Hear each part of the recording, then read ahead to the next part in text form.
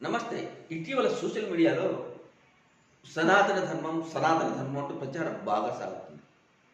సనాతన ధర్మానికి సంబంధించిన మన సంప్రదాయాల గురించి అన్నీ బాగా చెప్తున్నారు. నిజంగా వాస్తవం అది వాస్తవాలు కూడా.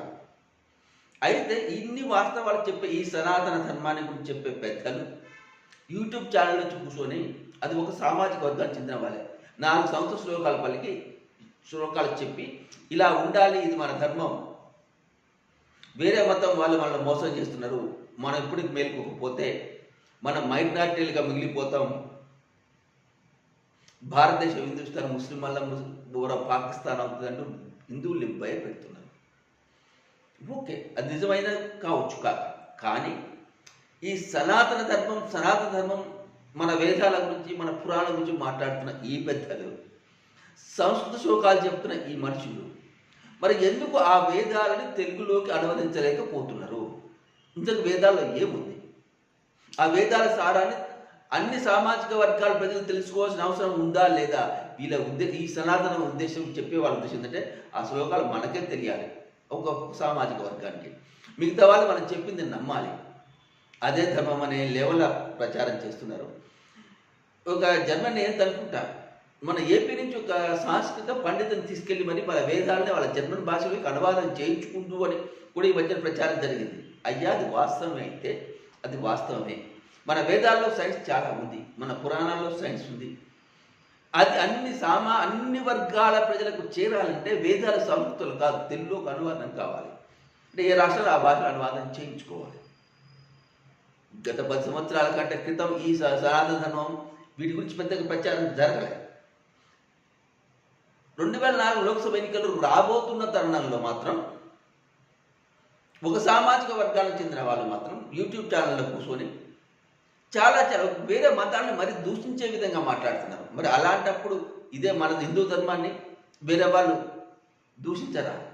దూషించినప్పుడు ఏమవుతుంది? మనం ఎంతో గాడిద గుర్రం ఒకటవుతుంది కదా. ఆ ఇంగత జ్ఞానాన్ని మర్చి మన పెద్దలు చేస్తున్న ఈ ప్రసంగాలు, ఈ సనాతన ధర్మ యొక్క అవగాహన అంశాలు సక్రమమైనవి అయినా మీరు చెప్తే ఎవరు అవగాహన చేసుకోవాల్సిన లేదు. అది మొదటి జరుగుతుంది. నేను చెప్తాను విను అనేది కాదు, అందరం చెప్పాలి, అందరం వినాలి. అంటే ఖచ్చితంగా సంస్కృతంలో ఉన్న వేదాలు తెలుగులోకి అనువాదం కావాలి. అప్పుడే సనాతన ధర్మం చల్లగా ఉంటుంది, ఇంకెన్ని వేల సంవత్సరాలైనా వర్ధిల్లుతుంది.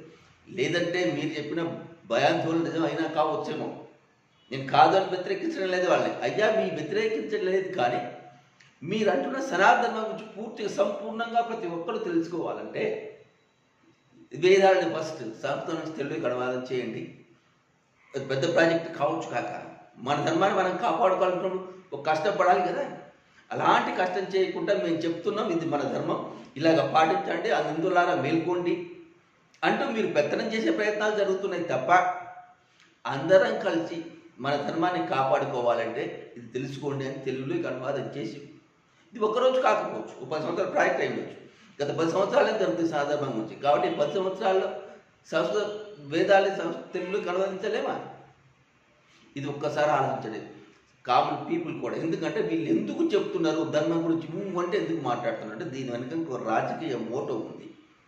ఒక పార్టీకి ఓట్లు వేయించడం కోసం, ఒక పార్టీ పట్ల హిందువుల్ని మనసులు మళ్లించడం కోసం జరుగుతున్న తప్పుడు ప్రచారం తప్ప నిజంగా ఒరిజినల్గా హిందూ ధర్మాన్ని కాపాడాలి, హిందువుల మనం అందరూ ఏకం కావాలి అనే ఉద్దేశం నిజంగా ఈ సోషల్ మీడియా గ్రూపుల్లో కూర్చొని, ఈ యూట్యూబ్ ఛానల్లో కూర్చొని మాట్లాడే పెద్దలందరూ ఒక్కసారి ఆలోచించాలి. లేదంటే సనాతన ధర్మం పట్ల మీరు చెప్తున్న హిందుత్వం పట్ల ప్రజల్లో ఒక విధమైన భావన కలిగే ప్రమాదం, వ్యతిరేక భావన కలిగే ప్రమాదం ఉంది. ఎందుకంటే మీరు చెప్తే నేను వినాలి. ఎందుకు వినాలి? ఒక ఆయన సోషల్ మీడియా పెడతాడు, నువ్వు నిజంగా హిందువు అయితే నీకు షేర్ చేయని. అంటే ఆ పెట్టిన ఆయన మనల్ని హిందువు అని నిర్ధారిస్తాడా? అతను కేటీ రైట్, నేను హిందువుని కానా? ఇలాంటి భావన కలిగితే మరింత వ్యతిరేకత పెరుగుతుంది. ఈ నిజాన్ని ప్రస్తుతం గుర్తించాల్సిన అవసరం ఉంది. ఈ సనాతన ధర్మం అంటూ ప్రచారం చేసే శాస్త్రులు, ఈ మహానుభావులు చాలామంది ఉన్నారు. వాళ్ళందరికీ దండం పెట్టి చెప్పేది ఒకటి, అయ్యా మీరు ఇలా చెప్పటం కాదు, మన వేదాలను తెలుగులోకి అనువదించే విధంగా ప్రభుత్వాల మీద ప్రెజర్ చేయండి, అనువదింపచేయండి. ఏం డబ్బులు ప్రభుత్వం ఒక మతాన్ని పెట్టకూడదు అనే మన దాన్ని ఏమంటాం రాజ్యాంగం గురించి మాట్లాడకండి. ఎందుకంటే ఈరోజు రామోత్సవం కోసం అయోధ్యలో 100 కోట్లు అక్కడ ప్రభుత్వం కేటాయించింది. ప్రతి హిందువుకి అది ఒక ఆనందం ఉండే ఉప్పొంగే సమయం. అంటే మన రాముని కోసం, మన రాముని ఉత్సవం కోసం 100 కోట్లు కేటాయించడం నిజంగా గ్రేటే. అదేవిధంగా సరే మన హిందూ ధర్మాన్ని కాపాడాలంటే, మన సనాతన ధర్మాన్ని మనం రక్షించుకోవాలంటే ముందు వేదాలని సంస్కృతం నుంచి తెలుగులోకి అనువాదం చెయ్యండి. అప్పుడు మీరు చెప్పే మాటలకు విలువ ఉంటుంది. అంతేగాని మేము ఈ శ్లోకం చదివినాం, ఈ అర్థం చెప్పినాం, మీరు వినండి, తెలుసుకోండి, మేము చెప్పింది చెయ్యండి అంటే మాత్రం ఎవరి పెత్తనాన్ని ఏది మన శిరసా ఉంచే రోజులు పోయిన సంగతి ముందు ఈ పెద్దలు గుర్తించాల్సిన అవసరం ఎంతైనా ఉంది.